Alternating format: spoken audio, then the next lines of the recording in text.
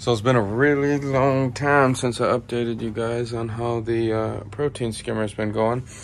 And clearly there's been a few hiccups. First of all, I've been away at school. I've been super busy. Just finished up my board exam, so hopefully that went well.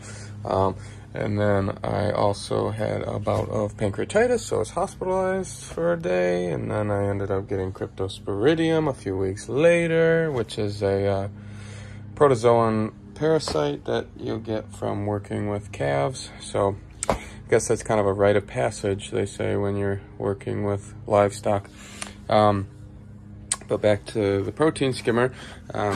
Clearly, there's been an epic failure. There wasn't even water in it when that happened. My dad said about a week after I left, sitting in the garage, and he noticed that it snapped. So obviously we need to get better at our acrylic bending. But you know, this is kind of proof of concept. We kind of had an idea that this was going to happen. So we'll be back to the drawing board, try to make that a little bit better. We did fill it up with water and it did leak around some of the gasket. So we were going to have to take it apart anyways to address that.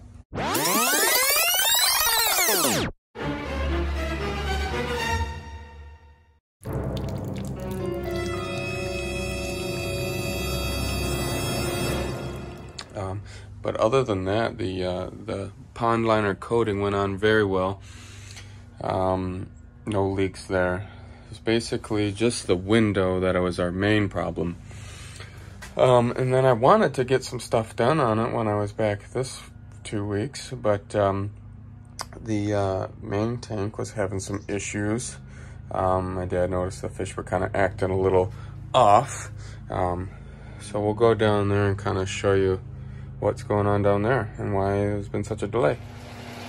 So everyone's doing pretty well right now, but when we first got here for our 2-week break, I noticed that the fish were really acting pretty sluggish, and it seemed like a lot of them were missing.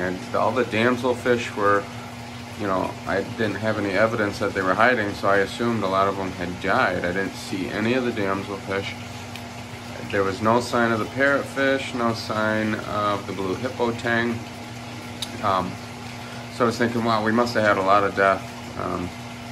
My dad said he noticed 2 fish had died about a week previously before we got home. But nobody had any lesions on them, no signs of disease, so it was really kind of confusing. So I immediately just started doing massive water changes, just not really thinking what else to do, and just kind of monitoring them. And then another day goes by and I realize that, oh, this water feels awfully cold when my hand's in it. So, you know, the thermometer, the electric thermometer, is saying it's 76 degrees, no problem. But then it just didn't seem right. So then I put in the mercury thermometers, 2 of them, just to make sure, and it was reading that it was only 63 degrees. So I immediately ran and grabbed all the old heaters that I could find, threw them in the sump, and just turned them on full blast. Over the course of maybe 24 to 36 hours, the temperature finally rose to about 77 degrees, and then all the fish really started to come back around. They were starting to do what they're doing right now, where they're begging for food. As soon as you walk in, they come crowd the glass, which they weren't doing when we first got home. So that's how I definitely knew something was up. But then over the course of the next couple of days, once the temperature did get better, I started to notice, oh, there are damselfish. There are the parrotfish and the blue hippo tang.